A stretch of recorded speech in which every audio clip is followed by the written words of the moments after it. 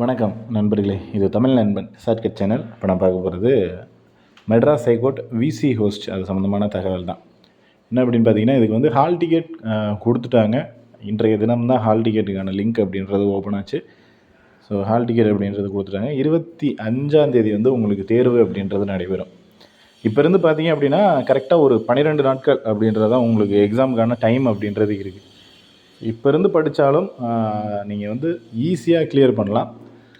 அதே போல் exam centres பார்த்தீங்க அப்படின்னா சென்னை மற்றும் மதுரை 2 இடத்துல வந்து நடக்குது. ஸோ இதை தாண்டி வேறு யாருக்காவது எங்கேயாவது சென்டர் போட்டிருக்காங்க அப்படின்னா கீழே கமெண்ட் செக்ஷனில் கமெண்ட் பண்ணுங்கள். அதே போல் நம்ம வந்து இந்த எக்ஸாமுக்கு பர்டிகுலராக ஸ்டடி மெட்டீரியல் அப்படின்றத ப்ரொவைட் பண்ணுறோம். ஸோ ஸ்டடி மெட்டீரியல் அப்படின்னு பார்த்தீங்கன்னா A to Z அந்த சிலபஸில் உங்களுக்கு வந்து யூனிட் வைஸ் சிலபஸ் கொடுத்துருப்பாங்க. சிலபஸில் இருக்கிற எல்லா டாபிக்ஸுமே ஒன்று விடாமல் நம்ம வந்து மெட்டீரியலாக ப்ரொவைட் பண்ணுறோம். ஸோ தேவை இருக்கிற நபர்கள் கீழே கொடுத்துருக்குற காண்டாக்ட் நம்பருக்கு கால் பண்ணிவிட்டு மெட்டீரியல்ஸ் அப்படின்றது அமௌண்ட் பே பண்ணி வாங்கிக்கலாம். அதே போல் பார்த்திங்கன்னா இது வந்து ஒரு மிகப்பெரிய ஒரு ஆப்பர்ச்சுனிட்டி. மேக்ஸிமம் வந்து ரொம்ப கம்மியான எண்ணிக்கையில் தான் நபர்கள் வந்து போட்டி போடுவாங்க. என்ன காரணம் அப்படின்னு முதல்ல பார்க்கணும் அப்படின்னா, ஃபஸ்ட்டு வந்து இதுக்குன்னு பர்டிகுலராக ஒரு டிகிரி, அதாவது கம்ப்யூட்டர் ரிலேட்டடாக நீங்கள் வந்து எனி டிகிரி இன்ஜினியரிங் படிச்சிருந்தாலும் அதான் மொத்தத்தில் ஒரு டிகிரி முடிச்சிருக்கணும்.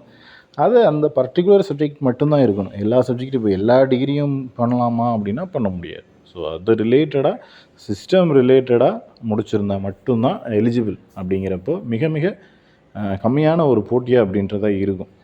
ஸோ எனக்கு தெரிஞ்சு ஒரு 1000 நபர்கள் வந்து எழுதுறதுக்கான சான்சஸ் அப்படின்றது இருக்குது. சென்னை மற்றும் மதுரை ரெண்டுமே சேர்த்து. ஸோ 1000ல் 75 போஸ்டிங் அப்படிங்கிறது மிகப்பெரிய ஒரு ஹை ரேஞ்ச் தான். ஏன்னா 1000 பேர் தான் அப்ளை பண்ணியிருப்பாங்க. அதில் எவ்வளோ பேர் வராங்க அப்படின்றது ஒன்று இருக்குது. ஸோ மேபி ஆப்சன்டிஸ் அப்படின்ற மாதிரி எல்லா எக்ஸாம்லேயும் கண்டிப்பாக இருப்பாங்க. ஸோ அதனால் அந்த ஆப்சண்ட் ஆகிறவங்க எல்லாமே சேர்த்து ஒரு 700 பேர் 750 பேர் அப்படின்னு வந்தாலும் உங்களுக்கு வந்து மிகப்பெரிய ஒரு சான்ஸ் தான். அதாவது 10ல் ஒரு ஆள் அப்படிங்கிறப்ப அது நல்ல ஒரு ஆப்பர்ச்சுனிட்டி. ஸோ முடிஞ்ச வரைக்கும் நல்லா எஃபர்ட் கூட போட தேவையில்லை. இன்னும் 12 நாள் இருக்குது. 12 நாள் மட்டும் படித்தா போதும். நீங்கள் இதுக்காக பெருசாக ஒன்றும் பண்ண வேணாம். இருக்கக்கூடிய நாட்களில் சிலபஸ் கவர் பண்ணிவிட்டு போயிட்டு எக்ஸாம் எழுதுனீங்கன்னா மட்டும் போதும். இதுக்குன்னு தனியாக எதையாவது ஒன்று எடுத்து பெருசாக நீங்கள் எஃபர்ட் போடணும் அப்படின்ற மாதிரிலாம் எதுவுமே கிடையாது. வெறும் சிலபஸை மட்டும் ஃபுல்லாக முடிச்சிட்டிங்க அப்படின்னா கண்டிப்பாக ஜாப் அப்படின்றது உங்கள் கையில் ஈஸியாக வாங்கிட்டு போயிடலாம்.